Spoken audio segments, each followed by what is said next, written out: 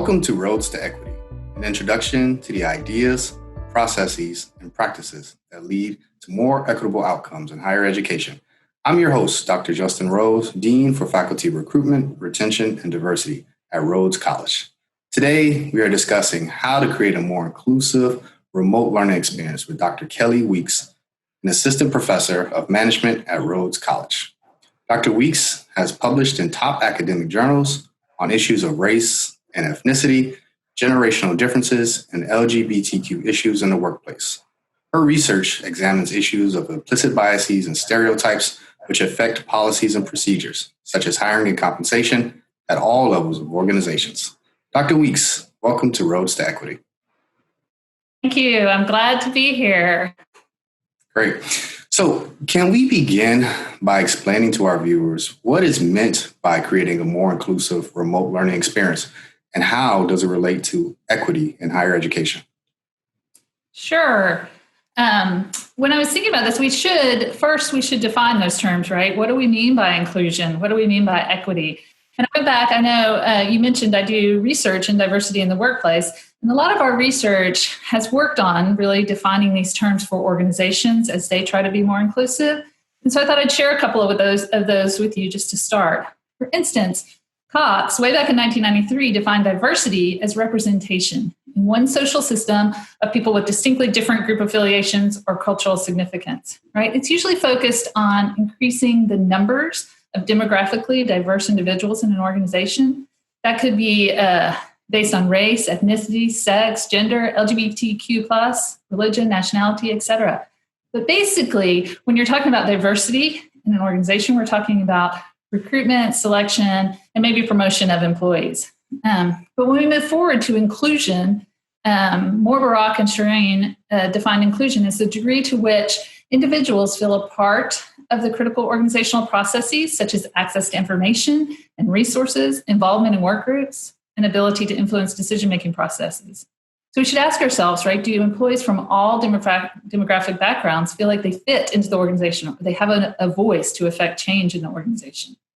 And then finally, there's equity, which kind of brings it to a bigger picture, a systemic view.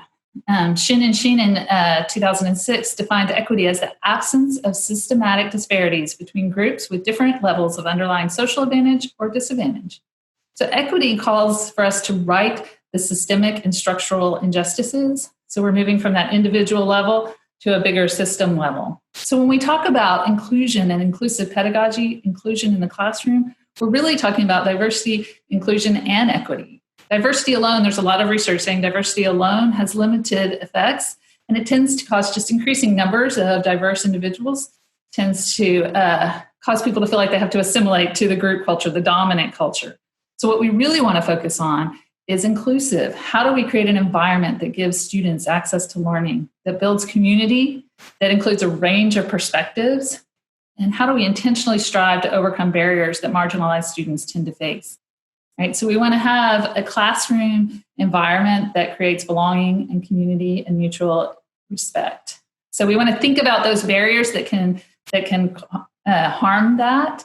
Barriers can come from implicit or explicit biases of professors or other students. It can come from exclusionary practices, like only giving voice to some students or some perspectives in the class. It can come from social barriers between students, or it can even come from technological access or accommodation barriers. So we want to think about all of this, diversity, inclusion, and equity in the classroom when we talk about inclusive pedagogy. That's really terrific. And, as you talk about these barriers, what in the many forms that they may come in, I guess the question that kind of lends itself, right, in this moment of the COVID-19 pandemic is it really that different when we talk about creating an inclusive classroom environment, whether we're in the actual classroom and physical togetherness, or, when we're remote? I mean, are we talking about two different things here, or are they very similar? That's a really good question. It's really not completely different, right? We've been talking about these issues of inclusive pedagogy when we were face-to-face, when we had classroom experiences, when we were all together. However, the feelings of exclusion, or the actual exclusion that marginalized students sometimes feel during face-to-face classes will likely be exacerbated in remote environments. Students don't feel connected to others inside the classroom and outside the classroom. Those lack of connectiveness will likely be worse when there's less interaction. Even outside the classroom, but even inside the classroom, the interaction is more awkward, right? Learning accommodations are going to be different online. What worked to help students with learning issues in face-to-face classrooms may be really different now. And instead of just ignoring those, we need to listen to students and find out what works for them and what doesn't work for them and how we can help them learn the material in the best way that works with their particular situations. Even office hours and informal communication. I mean, usually we see our students in the hallway, we see our students in the RAT, we see our students, in office hours. Those things are going to be different now. And it has to be much more intentional about building community online than it was face-to-face. And all of that kind of takes a self-reflection, right? So we need to take a step back and really reflect before the class and during the class, recognizing my own biases and my own identities throughout, my own communication patterns. It's interesting, you could record yourself in a class and see whose voices, who do I call on? Who do I ignore? Whose voices do I interrupt? How do my communication patterns affect the classroom, right? What readings or assignments and who's represented in those? So I need to constantly be reflecting as I build the class online and just be more intentional about thinking about how I validate or invalidate comments or how I include representation in my syllabus or a variety of voices. In management, it's interesting. A lot of times, organizations are really recognizing that diversity and inclusion is important, but oftentimes in the textbook, they add on a chapter at the end as an add-on. Here's the diversity chapter, when really we need to be integrating it throughout the entire semester, the entire textbook, and everything, right? Not just, and in addition, this is important, but we need to be thinking about, for a management class, how does diversity, equity, inclusion affect motivation, communication, team building, and motivating teams, structures of organization and opportunities for advancement. All of those things that needs to be integrated without. So it takes some of these things we do in face-to-face, but I think it takes extra intentionality in a remote environment to really think through what's similar and what's different. That's really great. And I really like this idea of, encouraging people to be reflective and even more empathetic. So one of the things we like to do here on Rhodes to Equity is to have some concrete takeaways for our viewers. So I'm interested, do you have any concrete ideas of how people can work to create a more inclusive remote learning experience? Sure. I've been thinking about this a lot as I create my classes for the fall. And some of the things are pretty simple technological things like, having gender pronouns. You can change your name on Zoom and have your gender pronouns and your preferred name represented there. And you can encourage students to do the same. You can have closed captioning for all of your lectures. So people who may be hard of hearing may be able to read along with you or afterwards. You can record lectures for people who have technological difficulties or time zone issues or who just need more time to absorb the material. There are audible PDFs for reading articles to students, so people who may have visual difficulties. So accommodations are one way to think about how do we do those types of accommodations online.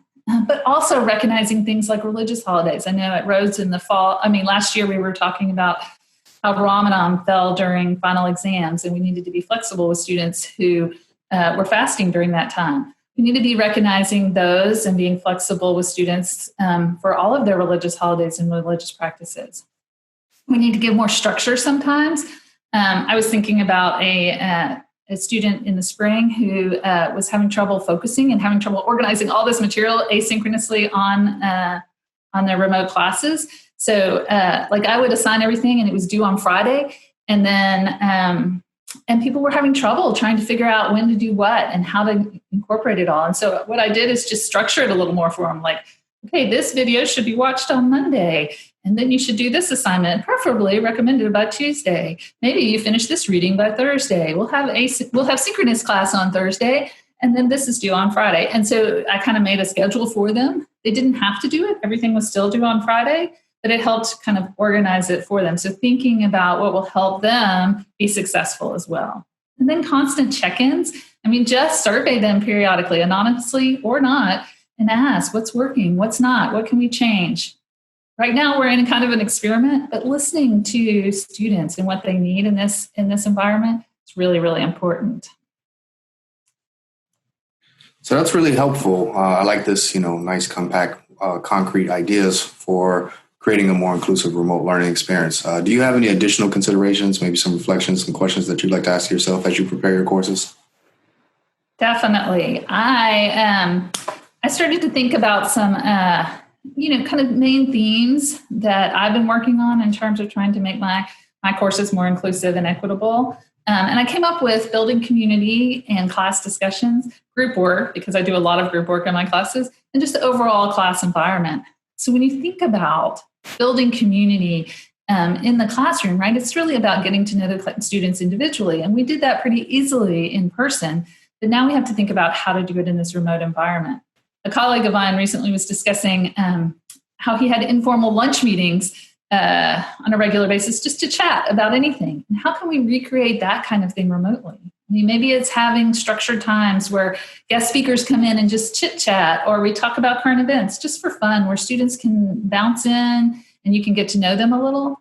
I think part of it is just building that informal community. I plan to have students interview each other, somebody that they don't know in the beginning, early in the classroom, maybe in small groups, maybe in breakout rooms, but possibly offline, and ask, what thing do you have? What is one thing all of you have in common? Or what do you have that's unique for you that no one else has in common with you? Or what are your strengths? And just sharing with each other so they get to know each other as well.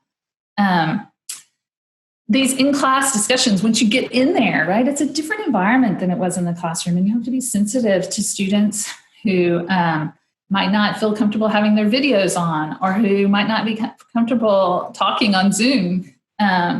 It can be awkward in a Zoom conversation. So I've been thinking about how to give really concrete assignments beforehand to help them prepare, maybe position papers or discussion questions for articles, so they know what's expected of them when they get there. But even in the classroom, the synchronous classroom, and give them a little bit more time than I would maybe in the face-to-face to think about and reflect before calling on people, right? Maybe journal writing or discussion in breakout rooms, or just time to think before they have to ask. But more importantly to the topic, like I was thinking about what happens when somebody says something that could be considered offensive by someone else.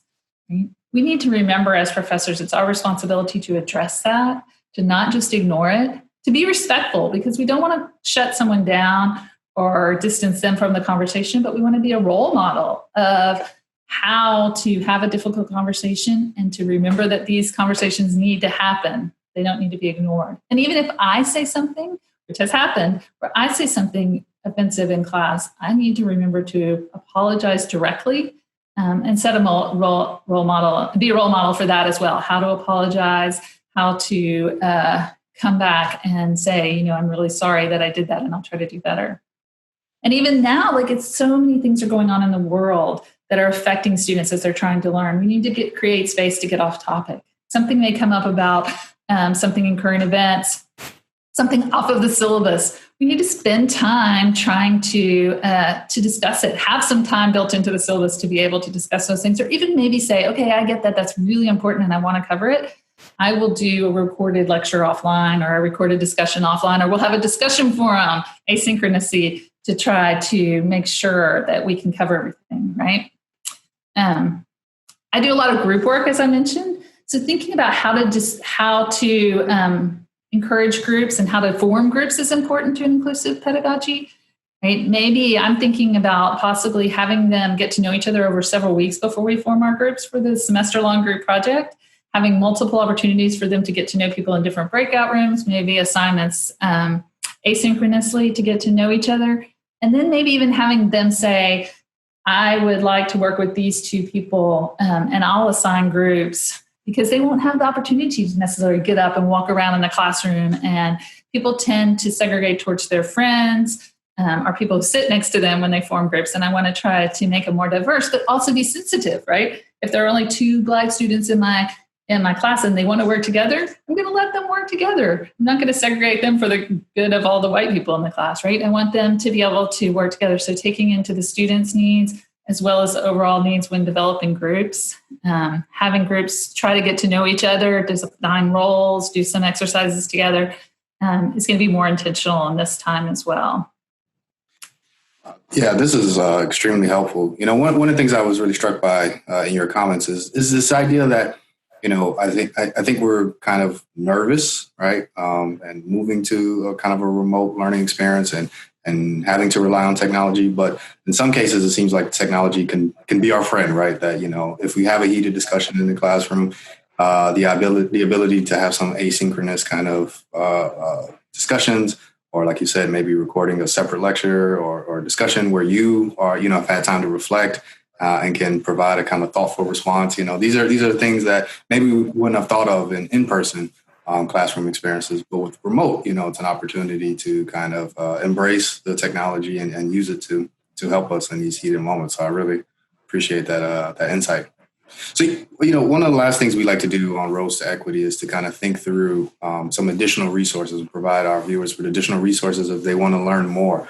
So can you provide us with any insight into how we can continue to learn and grow in regards to creating a more inclusive learning environment? Sure, definitely. I mean, one of the biggest things I think is just the climate that you create, right? You want to be more empathetic. You want to, we have a racial equity revolution going on in the United States right now. It's affecting people's well-being, their attentiveness, their cognitive load. COVID-19 is affecting our family, our health issues, our fear. Online courses is new, especially at Rhodes. It causes fear and stress. People are scared about their futures, their families, their health, society, their careers, so many things. We need to listen more. We need to be more available. We need to answer emails and get on Zoom with students. We need to be flexible. I think we shouldn't be afraid to share our own struggles and what we're going through. Ask for feedback about the class, be flexible. In terms of resources, I know that Dr. Rose is creating a micro site with lots of great resources. I'm not sure I can do better than those. But for me personally, I found an article, it's kind of a checklist on humanizing online technology that I'll provide, and maybe he can post on there as well. I also found I use some books pretty regularly. This book is called Teaching for Diversity and Social Justice by Marianne Adams, Leanne Bell, and Pat Griffin. They have an updated version that is readings for diversity and social justice. And it's really, really good in helping me think through my pedagogy and in all different types of classes. It discusses systemic barriers that marginalized students face in higher education. It's really good. Another one is Race in the College Classroom by Tusmeth and Reddy. And it really helped my own thinking about how to decenter whiteness in my classroom, how to think about my own bias, decolonize my syllabus a bit. So really to think about racial issues in the classroom, especially in a predominantly white institution. And so it's a good resource as well if you're looking to read some more in depth. That is extremely, extremely helpful. So I want to thank our guest, Dr. Kelly Weeks, Assistant Professor of Management at Rhodes College, for joining us today. To learn more, be sure to check out the Faculty Recruitment, Retention, and Diversity website that Dr. Weeks just referenced. And we'd love to put your handout and resource up there. So please pass that along, as well as the Faculty Development website at Rhodes College. And as always, let's continue the journey together on Rhodes to Equity.